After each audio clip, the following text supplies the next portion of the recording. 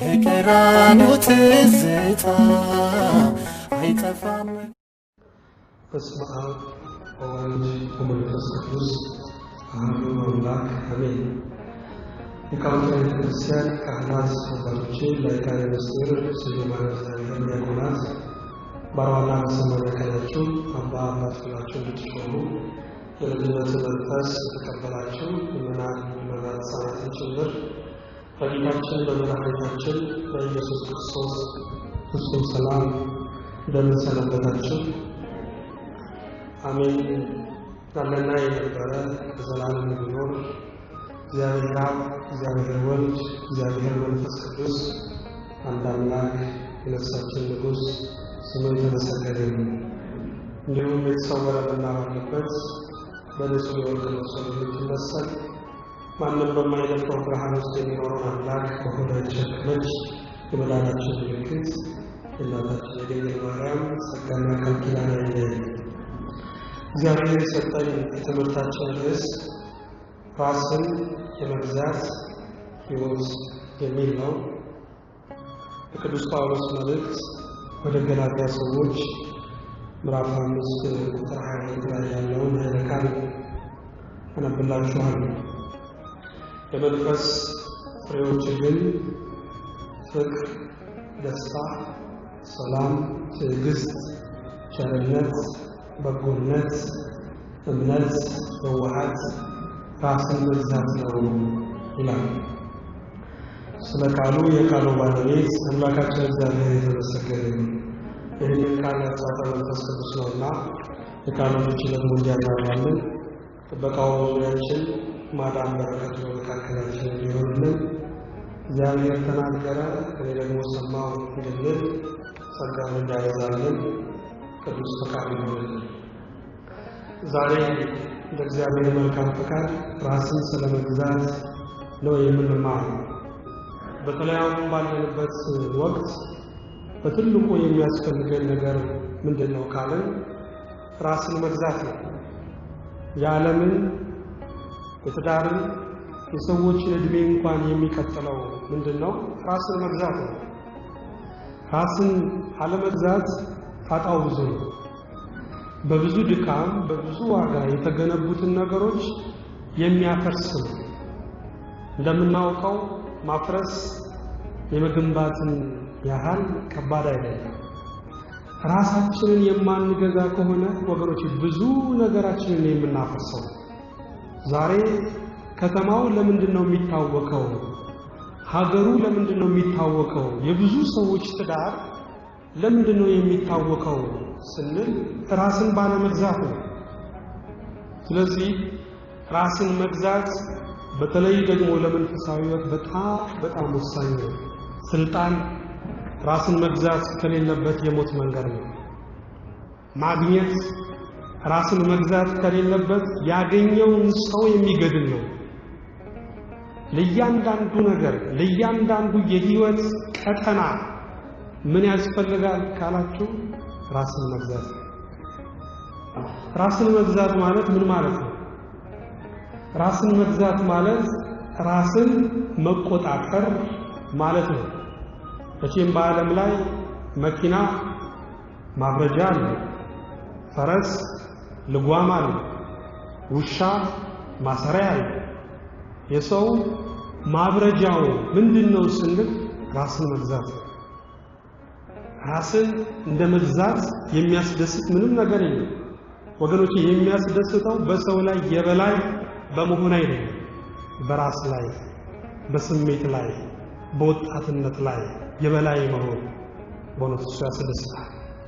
የሚያስደስተው ሰዎችን በመግዛት አይደለም፣ ራስን በመግዛት ነው የሚያስደስተው። ስለዚህ ራስን መግዛት ማለት ራስን መቆጣጠር ማለት ነው ወገኖች። ራስን መቆጣጠር ይሄ ብቻ አይደለም። ራስን መግዛት ማለት ለስሜት ሳይሆን ለውጤት ዋጋ መስጠት ነው። ራስን መግዛት ማለት ዛሬን ብቻ አይደለም ነገን የሚያይ ነገን የሚመረምር ማለት ነው ወገኖች። ስሜታችሁን ሁሉ አትመሩ፣ የተሰማችሁን ሁሉ አታድርጉ። የሚሰማንን ሁሉ የምናደርግ ከሆነ በሽተኛ ነው። የሚሰማን ሁሉ የምናደርግ ከሆነ ራሳችንን የምናገኘው እስር ቤት ነው። ስለዚህ ውጤቱን መመርመር ያስፈልጋል። አሁን የምናገረው ነገር ውጤቱ ምንድነው? አሁን የማደርገው ነገር ውጤቱ ምንድነው ብሎ ማሰብ ያስፈልጋል ወገኖቼ። ምክንያቱም እቺ ዓለም የመዝራትና የማጨድ መዋቅር ያለባት በእነዚህ በሁለቱ ነገር የተዋቀረች ዓለም ነች። ዛሬ የምትዘሩ ከሆነ ነገ ታጭዳላችሁ። ዛሬ እያጨዳችሁ ከሆነ ትላንት የዘራችሁት ነገር አለ ማለት ነው። ስለዚህ ሁሉም የዘራውን ነው የሚያገኘው። ዛሬ ክፉ ራእዮች ሲዘሩ እናያለን። ክፉ ዓላማዎች ሲበተኑ እናያለን። ግን የተናገርነው የዘራነው ያህል መሰብሰብ ግን ከባድ ነው። ስለዚህ ውጤቱን ማሰብ ከምን በላይ ያስፈልጋል። ምክንያቱም ክፉ ዘር ጥይት ነው። የተተኮሰ ጥይት መመለስ ይቻላል? መልሰን ባሩድ ማድረግ እንችላለን? አንችልም። እንደዚሁ ሳንጠነቀቅ በስሜት ተነርተን የምንበትነውን ነገር ለመሰብሰብ ብዙ ያስቸግራልና እንደ ሰከን ማለት ያስፈልጋል። የሰከነ ውሃ ካያችሁ የጠራ ነው። ሰውም ራሱን በመግዛት ከሰከነ ለራሱም ለሌላው እርካታ መሆን ይችላል። የሰከነ ውሃ መልክን ያሳያል አይደል? ሰውም ራሱን በመግዛት ከተረጋጋ ሰከን ካለ ወገኖች ራሱን ሁለንተናውን ማየት ይችላል። ያ ብቻ አይደለም፣ የዓለምን ሁኔታ ራሱ ማወቅ መረዳት ይችላል። ስለዚህ ራስን መግዛት ስሜት ላይ አይደለም፣ ውጤቱ ላይ የሚያተኩር ነው። ይሄ ብቻ አይደለም፣ ራስን መግዛት በራስ ላይ መንፈስ ቅዱስን ገዢ ማድረግ ነው። ራስን መግዛት ማለት መንፈስ ቅዱስ እንዲቆጣጠረን ራሳችንን አሳልፈን ለእርሱ መስጠት ነው ወገኖች።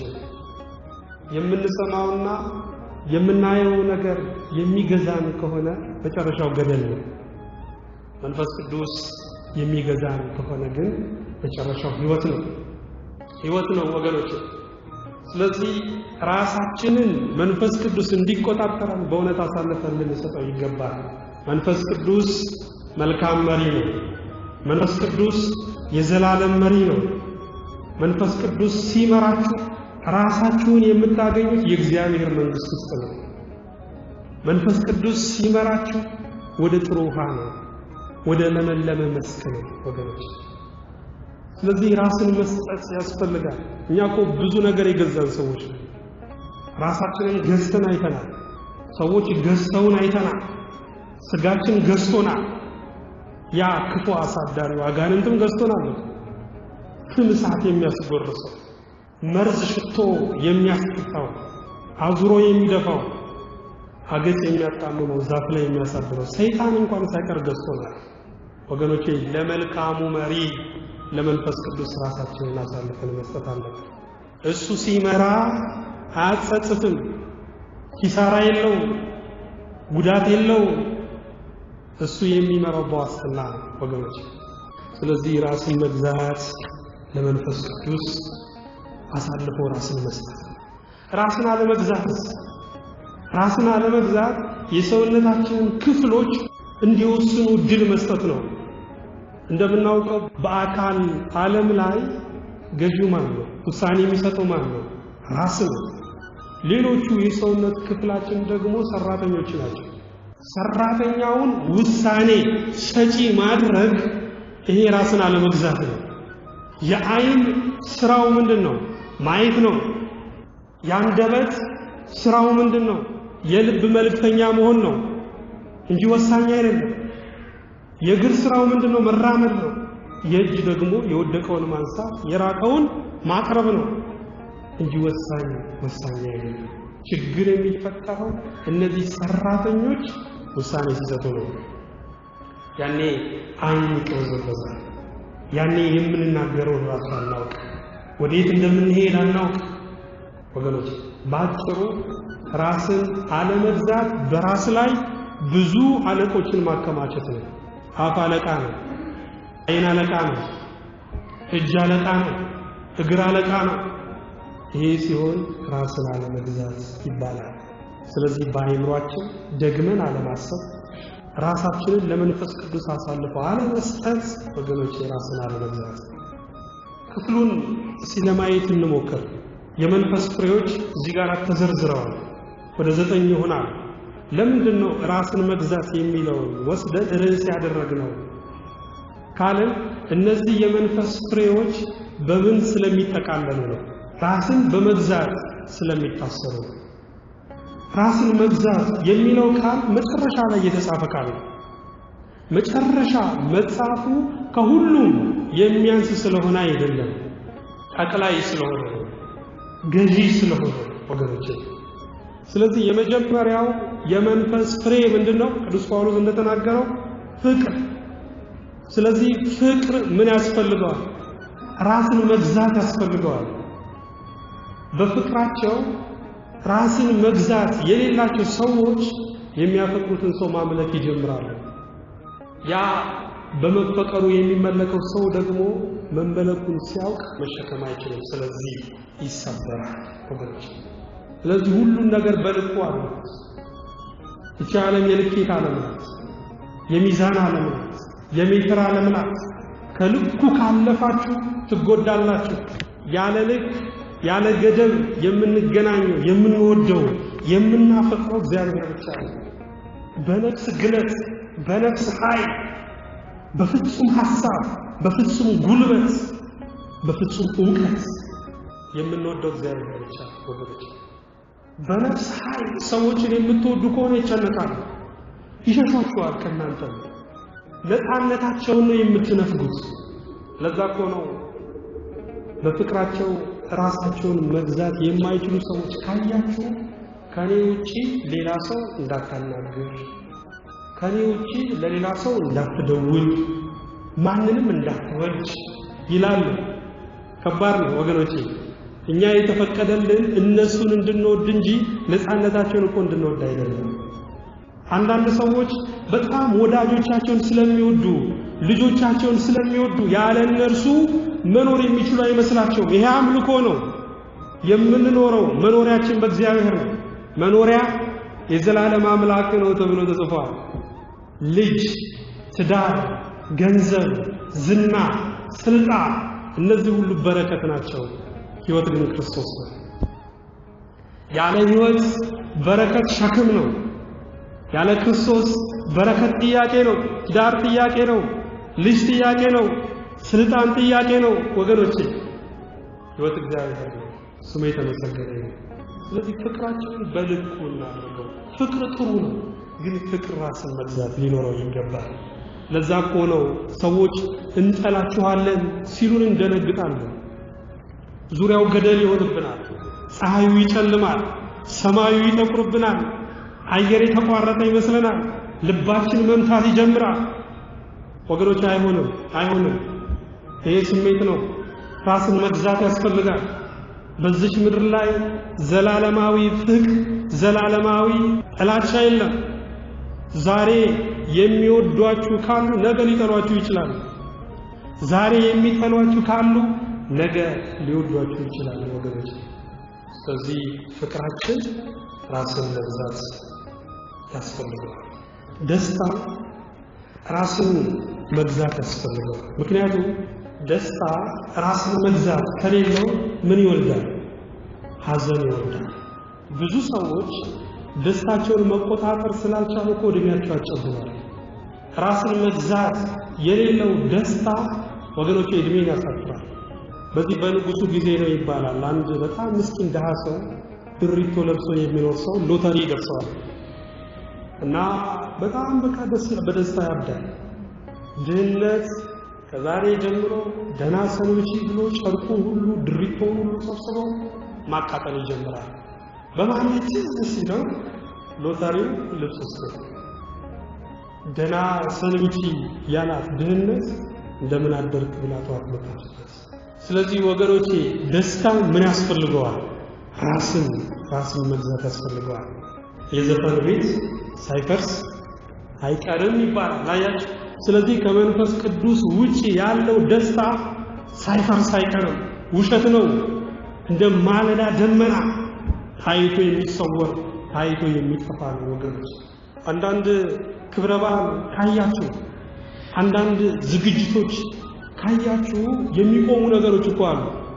በዚህ ጋራ የእሳት አደጋ መከላከያ መኪና ይቆማል፣ በዚህ ጋራ ቀይ መስቀል መኪና ይቆማል፣ አምቡላንሶች ይታያሉ። ለምን? የዓለምን ደስታ ሐዘን ስለሚቀበው። ደስታና ሐዘን ብዙ የተራራቁ እንዳይመስላችሁ ወገኖች፣ ጎረቤት ናቸው። በጣም ጭፈራ የበዛበት ቤት ዘላለማዊ ጸጥታ ወርሯቸዋል። ደስታ ራስን መግዛት ከሌለበት ጥሎት የሚያልፈው ሐዘን አለ፣ ጥሎት የሚያልፈው ጸራስ። ለዛ ነው መጽሐፍ ቅዱስ ምን ይላል? ማንም ደስ ያለው ቢኖር ምን ይበል? ይዘምር። የማያሰጋው ደስታ፣ የማይከለከለው ደስታ፣ ገደብ የሌለው ደስታ ዝማሬ ነው። ደስ ሲላችሁ ዘምሩ። ስለዚህ ደስታ ራስን መግዛት ያስፈልጋል። ይሄ ብቻ አይደለም፣ ሰላምን ራስን መግዛት ያስፈልጋል። ምክንያቱም ሰላም በነፃ የተሰጠን ስጦታ ነው። ሰላሜን እሰጣችኋለሁ ብሏል ጌታችን። ሰላሜን ነው ያለው።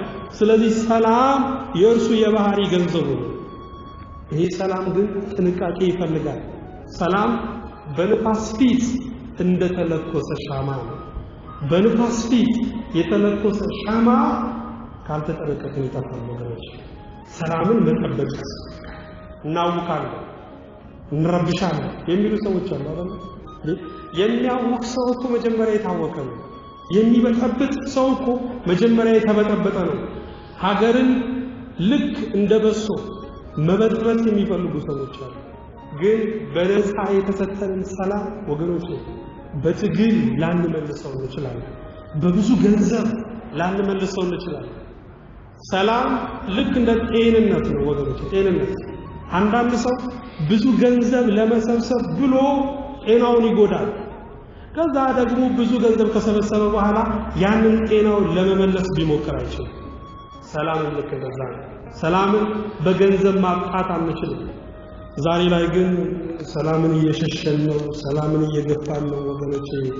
ሰላምን ደግሞ አንዴ ከሄድኩ አልመለስም እባካችሁ ታገሱ የምትል ይመስላል። ሰላም ራስን መግዛት ያስፈልጋል።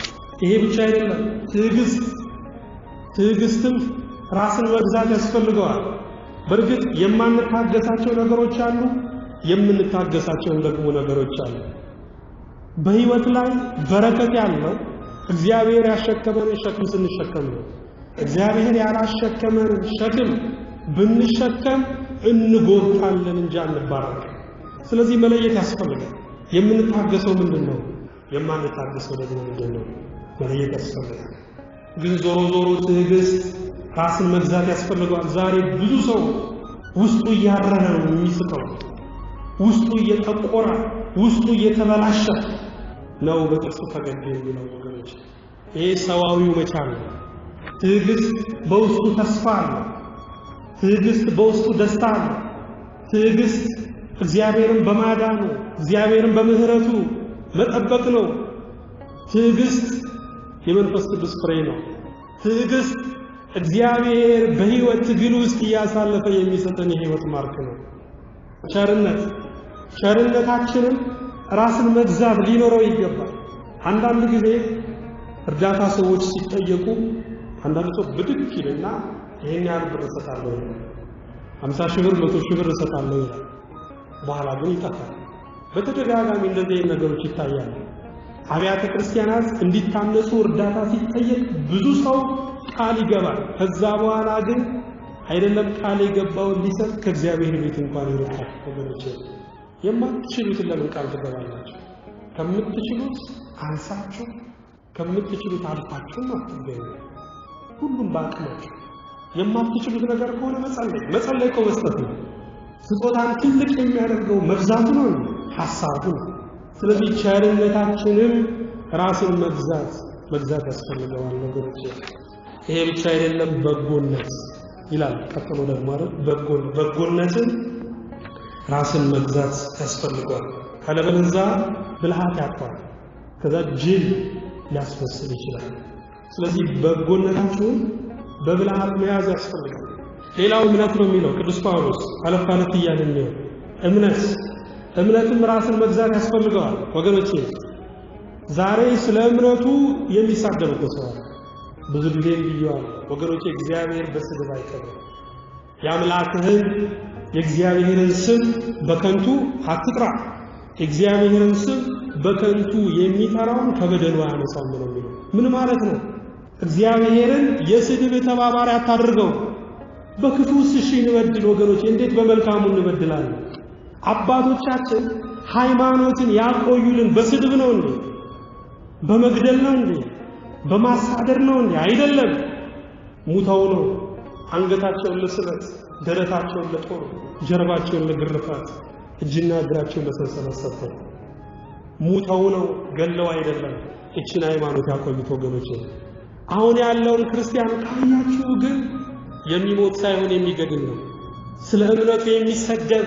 የሚነቀፍ የሚሰደድ ሳይሆን ስለ እምነቱ የሚሳደብ በአሕዛብ አረማውያን በመንላቸው መካከል እንኳን የማንሰማው ስድብ እኮ ነው በመካከላችን የምንሰማው ከየት አመጣ ነው ወገኖች የይሁዳ መልእክት ምዕራፍ 1 ቁጥር 9 የምወደው ቃል የመላእክት አለቃ ቅዱስ ሚካኤል ከዲያብሎስ ጋራ በሙሴ ስጋ በተከራከረ ጊዜ ጌታ ይገስጽ አለው እንጂ የስድብን ፍርድ ሊናገረው አልደፈረም እንደ ዲያብሎስ የወደቀ የረከሰ የተዋረደ ማንም የለም ቅዱስ ሚካኤል ግን ዲያብሎስን አልሰደበም ለምን ስድብ ማንነትን ስለሚያረክስ ነው ወገኖች ስለዚህ እምነታችሁን ራስን በመግዛት መያዝ ያስፈልጋል ራስን መግዛት የሌለው እምነት ፍሬ ነው ደረቅ ዛፍ ይሄ ብቻ አይደለም የዋህነትን ራስን መግዛት ያስፈልጋል የዋህ ሰው በርግጥ ስታዩት ደስ ይላል እኮ የዋህነት ውበት ነው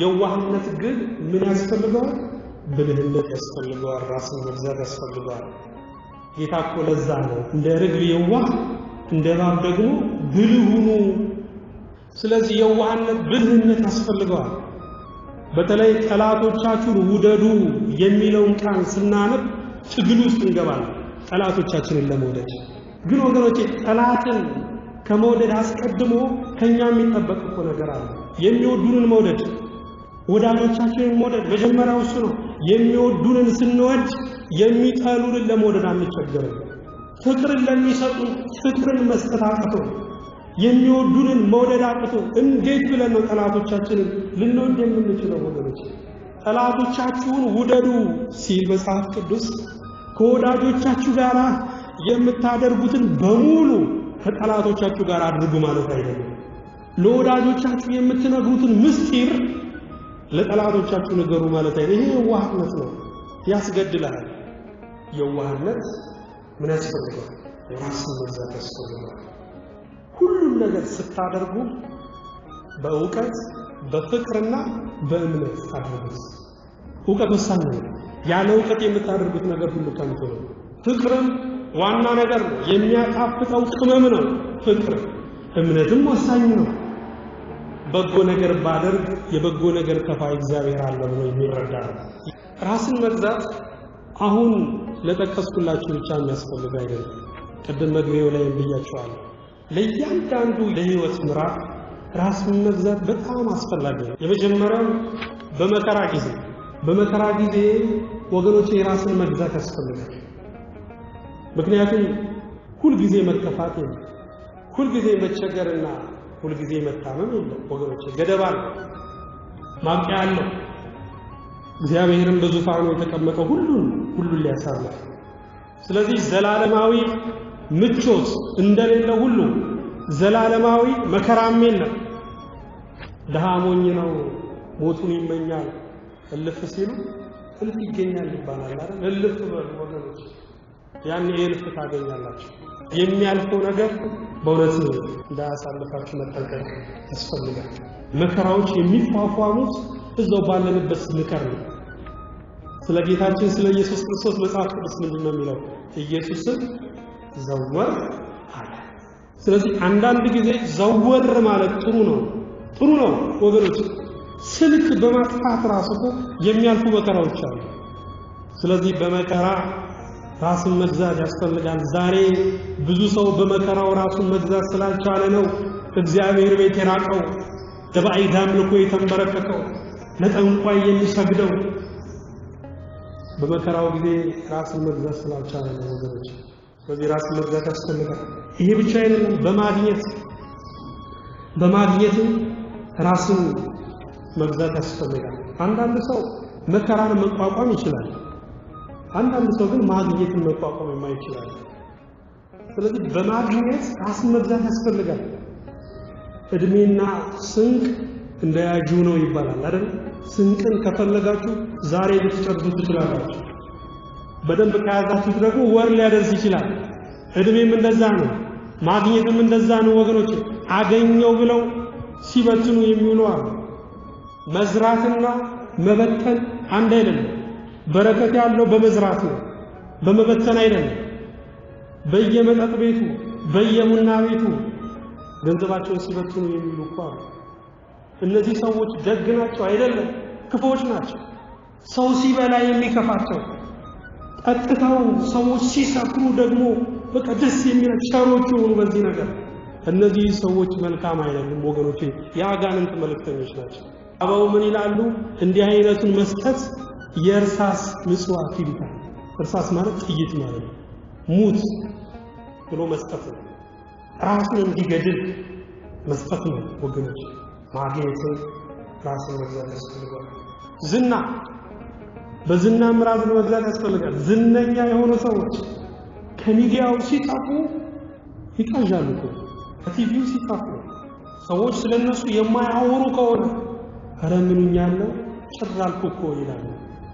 ግን በዝናም ራስን መግዛት ያስፈልጋል። ይቻላል እንደ ባንዲራ ጧት ላይ ሰቅላ ማታ ላይ የምታወርድ ናት።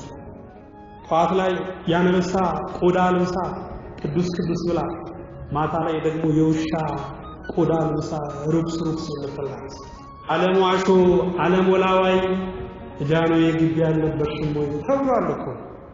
ጃንሆይን ሌባ ብሎ ከቤተ መንግስት ያስወጣ ሕዝብ በአንድ ወቅት በቤተ መንግስት ተገኝቶ ጮማ ሲቆርጥ ጠጅ ሲጠጣ የነበረ እኮ ነው።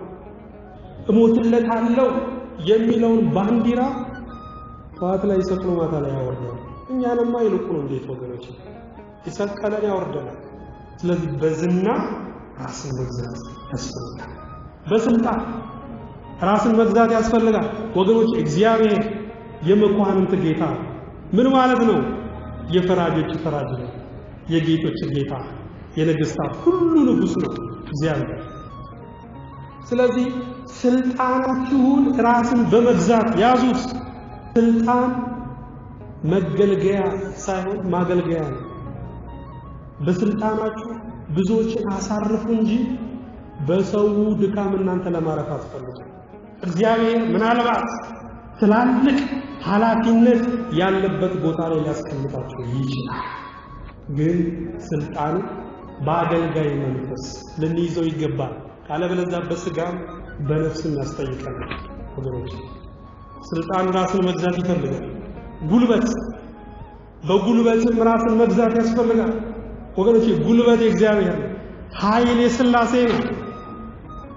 ጉልበተኛ የምንላቸው ኃያላን የምንላቸው ሲሞቱ እኮ በሰንሰለት አይደለም የሚገነዙት፣ በካቴና አይደለም የሚገነዙት፣ በፈትል። ምን ታመጣለህ ይመስላል? የኛ ጉልበት ለአንድ ቀን ራስ ምታት እንኳን አይጠቅምም ወገኖች። ጉልበት እግዚአብሔር፣ ኃይል የማን ነው? እግዚአብሔር ነው። ሰዎች በቁመታቸው ልክ እንደዛ ሲወድቁ አይተናል። እንደውም አሁን እየኖሩ ያሉት በአብዛኛው ጉልበታም የሚባሉ ኃያላን የሚባሉ አይደሉም፣ ደካሞች ናቸው። ደካሞች እግረ ቀጭን ይሞታል ሲባል እግረ ደንዳና ይባላል። ይሞታሉ የተባሉ ሰዎች እየኖሩ ይኖራሉ የተባሉ ሰዎች ሲሞቱ እያየን። ስለዚህ በጉልበት ምን ያስፈልጋል? ራስን መግዛት ያስፈልጋል። በጸብ ራስን መግዛት ያስፈልጋል። ጸብ ይኖራል። በትዳር መካከል ጸብ ይኖራል። በወንድማማች መካከል ጸብ ይኖራል። በክርስቲያኖች መካከል ጸብ ይኖራል። ግን እናንተ የተጣላችሁትን ሰው ዓለም ሁሉ እንዲጠላው አትፈልጉ ወገኖች። በፍቅራችሁ ሰዎችን ሳትጋብዙ በጸባችሁ የጥላቻን ደቦ ለምን ትገዛላችሁ? ሰዎች እንዲተባበሯችሁ ለምን ትፈልጋላችሁ? ክርስቲያን ሊጣላ ይችላል ግን አይጣላም። በትዳር ውስጥ ጸብ ሊኖር ይችላል፣ መጠላላት ግን የለም። ትዳሩ ይቀጥላል። ጸብ ይኖራል፣ ንብረት ሊወድም ይችላል፣ ግን ወንድማማችነት ይቀጥላል። ስለዚህ በጸባችን ውስጥ ራስን መግዛት ሊኖርበት ይገባል። ካለበለዚያ ጸባችን ቂሙ ደግሞ ወደ በቀሉ ደግሞ እርስ በርስ ወደ መጠፋፋት ያደርሰናል። ስለዚህ ለጸብም ራስን መግዛት ያስፈልጋል። ምኞታችንም ራስን መግዛት ያስፈልጋል። ብዙ ነገር እንመኛለን። መቼም ምኞታችን ገደብ የለውም፣ ማብቂያ የለውም። ግን የምንኖረው ጥቂቱን ነገር ነው። ሰው የሚኖረው የተመኘው የሚበላው የሰበሰበውን አይደለም፣ የተፈቀደለት ነው። ይሄ ብቻ አይደለም፣ በአንደበትም ራስን መግዛት ያስፈልጋል። ዛሬ እያመለጠን ነው አይደል? ብዙ ነገር መጽሐፍ ቅዱስም እንደሚል ከቃል የተነሳ ትጸድቃለህ፣ ከቃል የተነሳ ትኮነናለህ። ስለዚህ አያችሁ አንደበት የህይወታችንና የሞታችን አቅጣጫ መሪ ነው። ራስን መግዛት ያስፈልጋል በአንደበት። ለዛ ነው አባቶች ስለ አንደበታቸው ጸልየዋል እኮ አቤቱ ለከንፈሮች ጠባቂ አኑር። ስለዚህ አንደበታችንን መቆጣጠር ያስፈልጋል። ይሄ ብቻ አይደለም፣ በቁጣ ራስን መግዛት ያስፈልጋል። ካለበለዚያ ቁጣ ራስን መግዛት ከሌለበት ሞትን ያመጣል። ለዛ ነው ጌታችን አትቆጡ እኮ ብሏል። ሙሴ መግደልን አወገዘ፣ ክርስቶስ ደግሞ ቁጣን አወገዘ። ብሉይ ኪዳን ውጤቱን አወገዘ፣ ሐዲስ ኪዳን ግን ምንጩን ስሩን አወገዘ። የመግደል ምንጩ ምን ይመስላችኋል? ቁጣ። ስለዚህ ቁጣችንን ራስን መግዛት ሊኖርበት ይገባል። መጽሐፍ ቅዱስ የሰው ቁጣ የእግዚአብሔርን ጽድቅ አይሰራም ይላል እኮ። ምን ማለት ነው? እኛ ስለተቆጣናቸው ሰዎች ያንን ክፉ ነገር አይጥሉም። የሚለወጡት ሰዎች በእግዚአብሔር አቤት ነው፣ በመንፈስ ቅዱስ እገዛ ነው። ስለዚህ መቆጣት ራስን መግዛት ያስፈልጋል። በፈቃደ ሥጋ ራስን መግዛት ያስፈልጋል። ዳዊትን አስቡስ። ዳዊት ከቤርሳቤህ ጋር ዝሙት የፈጸመው በምን ምክንያት ይመስላችኋል? የእግዚአብሔር ሕዝብ ታቦተ ጽዮንን ይዞ ከፍልስጤማውያን ጋር ሲዋጋ፣ ዳዊት ግን ስራ ፈቶ አንድ ጊዜ ቀኙ ሲዝል በግራው እየተገላበጠ፣ ግራው ሲዝል በቀኙ እየተገላበጠ ተኝቶ ነበር። ስራ ፈቶ በሰገነቱ ላይ ሲመላለስ የኦርዮንን ሚስት ቤርሳቤህን ገላዋን ስትታጠባው እቺ ማን ናት ብሎ ጠየቀ። የኦርዮን ሚስት ነች አለች። እንግዲያው ሳምጡልኝ አለ። በዝሙት ወደቀ ወገኖች። ምክንያቱም ምንጩ ስራ መፍታት ነው፣ ውጤቱ ደግሞ የሰው ትዳር ማፍረስ ነው፣ ኦርዮንን ማስገደል ነው። ስለዚህ በፍጹም ወገኖች ስራ ፈቱ። የሰው አይምሮ ስራ ከፈታ የሰይጣን ወርክሾፕ ነው ይባላል። የሰይጣን ቤተ ሙከራ ይሆናል በቃ። ስለዚህ ነው ስራ ባይኖራችሁ እንኳን መጽሐፍ አንብቡ፣ ጸልዩ፣ አይምሮአችሁ ይንቀሳቀስ፣ አይምሮአችሁ ይስራ። ያለበለዚያ ከእንስሳ እንለይ ወገኖች። ሰውን ከእንስሳ የሚለየው፣ ሰውን ከእንስሳ ከፍ የሚያደርገው ራሱን በመግዛቱ ነው። ሰው ራሱን ካልገዛ እንደ እንስሳ ይባልጋል፣ እንደ አውሬ ሰው ይገድላል። ስለዚህ ፈቃደ ሥጋም ራስን መግዛት ያስፈልጋል። ይሄ ብቻ አይደለም፣ በውዳሴ ከንቱ ራስን መግዛት ያስፈልጋል። መቼም ውዳሴ ከንቱ ሁላችንም እንፈልጋለን አይደል? ደስ ይለናል። ሰዎች ሲያመሰግኑ ልባችን ሁሉ ይተናል። ግን ወገኖች የራስን መግዛት ያስፈልጋል። የሰዎችን ምስጋና መቀበል የምንወድ ከሆነ ሲነቅፉን ምን ልንሆን ነው? ሲሰድቡን ምን ልንሆን ነው ወገኖች? ምክንያቱም ዛሬ ያመሰገነ ነገ ሊረግመን ይችላል። ዛሬ ያወደሰ ነገ ሊሰድበን ይችላል። ሁሉም በልኩ መያዝ ግን ጥሩ ነው። ምስጋናውንም በልኩ ነቀፌታውንም በልኩ መያዝ ያስፈልጋል። እግዚአብሔር ሁላችንን በቸርነቱ ይርዳን። ይሄ ብቻ አይደለም። አሁንም በአምልኮ ራስን መግዛት ያስፈልጋል። በአምልኮ ስርዓት ለምን ያስፈልገ ይመስላችኋል? ራሳችንን እኮ እንድንገዛ ነው። ዛሬ አምልኮታችንን ስጋዊነት ተጭኖታል። ለዛ ነው ያምልኮ ቄንጣችን ስታይላችን ሁሉ የበዛው ወገኖች። እግዚአብሔር ዘላለማዊ አምላክ ነው እንጂ ዘመናዊ አምላክ አይደለም። ሕዝቤን በፉጨት ጠራሁት ይላልና ብለው እየዘመሩ እኮ የሚያፏቸዋል። አፏጭ ብለው የሚጋብዙም አሉ። ይሄ ነው ትርጉሙ፣ ይሄ ነው የቃሉ ፍቺ ወገኖች።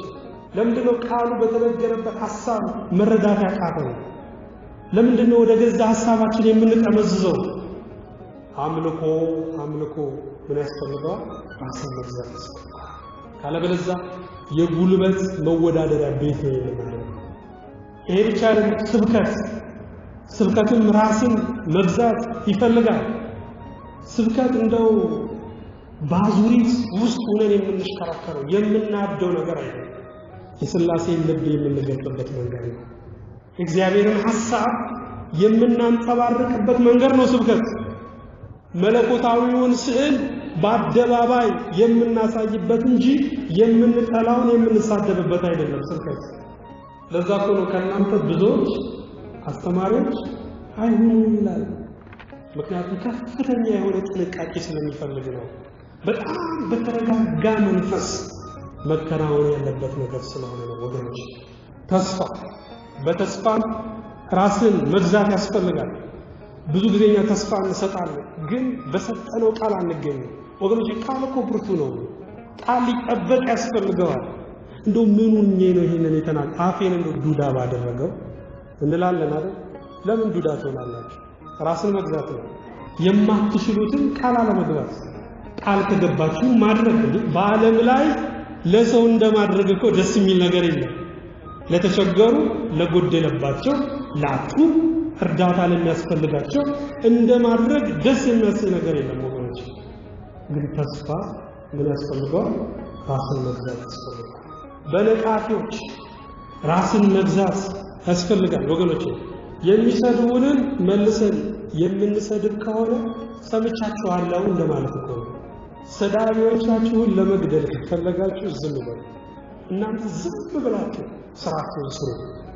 የእናንተ ስራ ምንድነው? ተግባራችሁን ማከናወን ነው። የተሳዳቢዎች ደግሞ ስራ መሳደብ ነው። ውሾቹ ይጮሃሉ፣ ግመሉ ይሄዳል። የውሻዎች ስራቸው መጮህ ነው። የግመሉ ስራ ደግሞ መጓዝ ነው። እናንተም ስራችሁን ስሩ። ተቋሚዎች ይቃው መገፋት እንደሚያከለክል ታውቃላችሁ።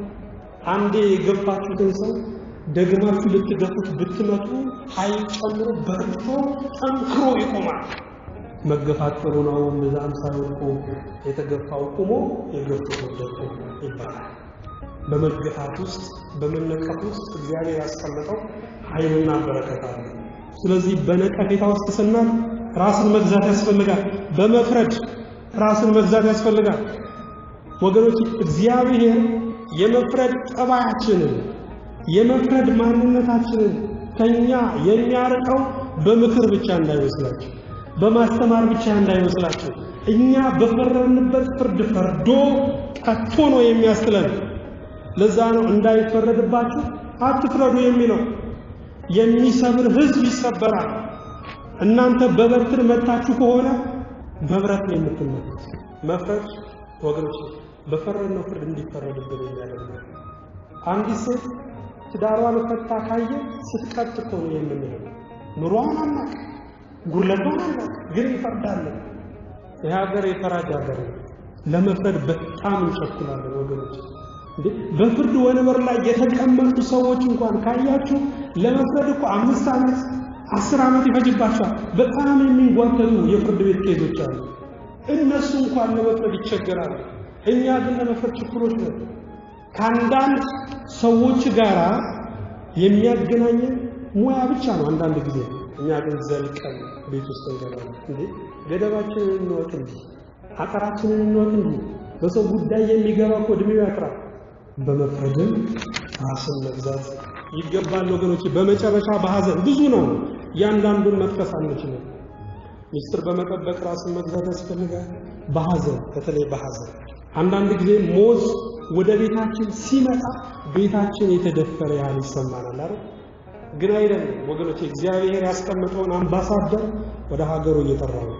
እግዚአብሔር ሲወስድን እግዚአብሔር ሲያኖርም ትክክል ነው እንዴ ባለቤቱ እሱ ያስቀመጠውን ካሴት ዲር ለምንድን ነው ግርግር የምንፈጥረው ሐዘንን በልኩ መያዝ ያስፈልጋል ካለበለዚያ ከልክ ያለፈ ሐዘን እግዚአብሔርን ተሳስተሃል እንደማለት ወገኖች በጣም መልካም የተባሉ ደግ የተባሉ ሰዎች እግዚአብሔር በሞት ሊጠራ ይችላል ምናልባት ከዚህ በኋላ ቢኖሩ የሚሰሙትን የሚያዩትን መቋቋም ስለማይችሉ ይሆናል የሥላሴ ልብ ማናውቀው እግዚአብሔርን ሐሳብ ማናውቀው ወገኖች ሐዘንን በልኩ ክርስቲያን ደግሞ ሞተ ማለት በቃ ጠፋ ከዚህ በኋላ ህልውና የለውም ማለት አይደለም በወልድ ያመነ የዘላለም ሕይወት አለ ወገኖች የክርስቲያን ሞቱ እኮ የሕይወት መጀመሪያ ነው የክርስቲያን መቃብሩ ወደ ገነት የሚገባበት በሩ ነው ከሚናፍቀው ከሚወደው ጌታ ጋር የሚገናኝበት መንገድ ነው ከሞት በኋላ ሕይወት ባይኖርማ ከሁሉ ይልቅኛ ምስኪኖች ነን እግዚአብሔርን ተስፋ የምናደርግ በሥላሴ የምናምን በልጁ በኢየሱስ ክርስቶስ የምናምን የምንጾም የምንጸልይ የምንታገስ ከሞት በኋላ ሕይወት ባይኖር ኑሮ ምስኪኖች ነበር ነው ግን ከሞት በኋላ ሕይወት አለ ስለዚህ ሐዘናችን ራስን መግዛት ያስፈልጋል በአጠቃላይ ራስን መግዛት ለሁሉም ይጠቅማል ለጤና ይጠቅማል ትዳር እንዳይፈርስ ያደርጋል ኑሯችን እንዳይናጋ ያደርጋል የሥጋ ተግባሮችን እንድናሸንፍ ያደርጋል ራስን መግዛት አው ሥጋችን የበላይ ሆኖብናል ወጣትነታችን የበላይ ሆኖብናል ስልጣናችን ገንዘባችን የበላይ ሆኖብናል እነዚህ ሁሉ ሎሌ ሆነው እንዲያገለግሉ እኛ የበላይ እንድንሆን ራስን መግዛት ያስፈልጋልና እግዚአብሔር ሁላችንን በሰላም ያድርገን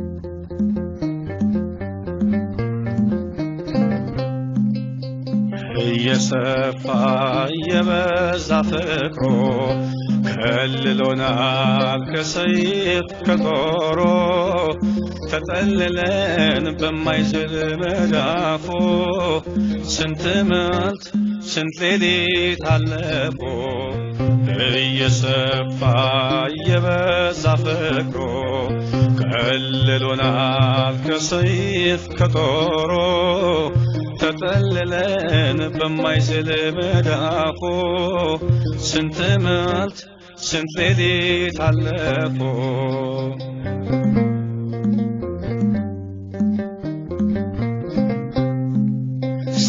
ሳይፈርድብን እንደ በደላችን ሳያጠፋን ፈጥኖ በኃጢአታችን በምሕረቱ ብዛት ጎበኘን በማያልቀው ፍቅሩ እያየን እየሰፋ የበዛ ፍቅሩ ከልሎናል ከሰይፍ ከጦሩ ተጠልለን በማይዝል መዳፉ ስንት መዓልት ስንት ሌሊት አለፉ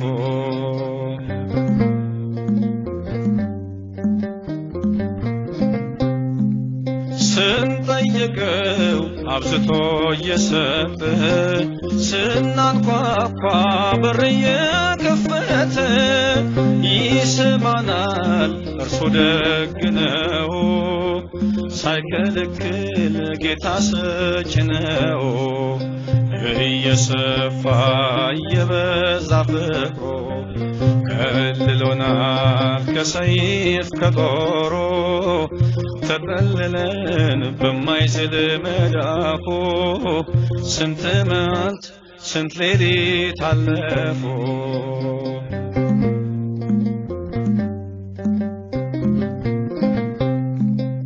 በቃ ሲባል ይሄው አስቀጠለ የኃጢአትን ሸክም ያቀለለ በንስሐ አዲስ አድርጎናል ስንመለስ ተቀብሎናል። እየሰፋ እየበዛ ፍቅሩ ከልሎናል ከሰይፍ ከጦሩ ተጠልለን በማይዝል መዳፉ ስንት መዓልት ስንት ሌሊት አለፉ።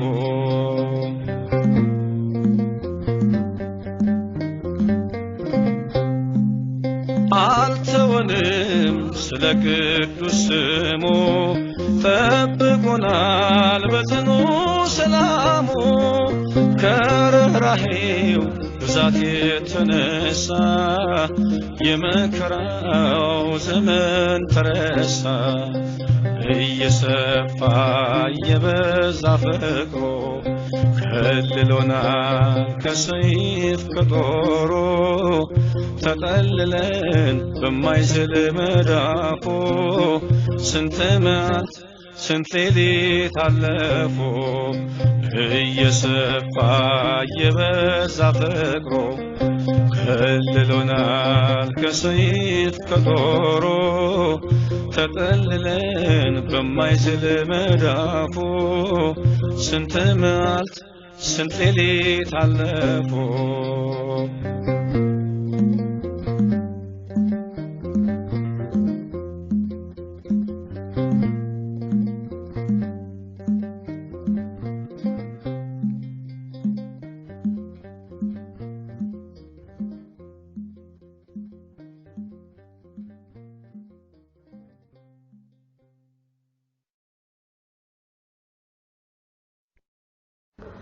በስመ አብ ወወልድ ወመንፈስ ቅዱስ አሐዱ አምላክ አሜን።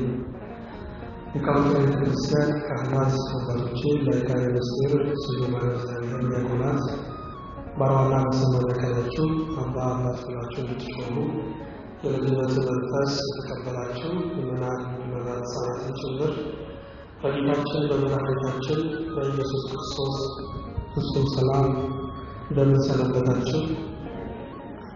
አሜን። የቀራንዮ ትዝታ አይጠፋም።